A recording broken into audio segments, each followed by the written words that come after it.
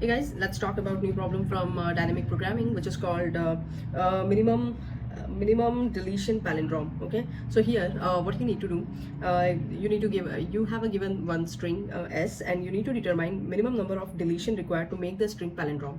Okay, so you can delete any character from string, and then you cannot allow insert or replace character.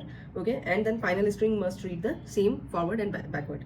Okay, so for example, you have given a string, this one, a g b c b a. I can delete this g, so my string will be a b c b a. So this one will be my palindromic sequence, right? So here the answer will be 1, because I can delete one element, and my string will become the palindromic subsequence. Okay, so it means that you just find the longest palindromic subsequence, okay, and find the length of the original string and n minus LPS length, right? And that will be your answer, correct?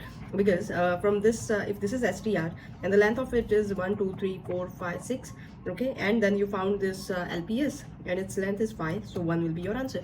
So that's it, you don't need to do anything. This is the dicto code what is written for LCS. Okay, here if the characters are equal, then you just take the diagonal value plus 1. If they are not equal, then just take value from left or top, whichever is maximum.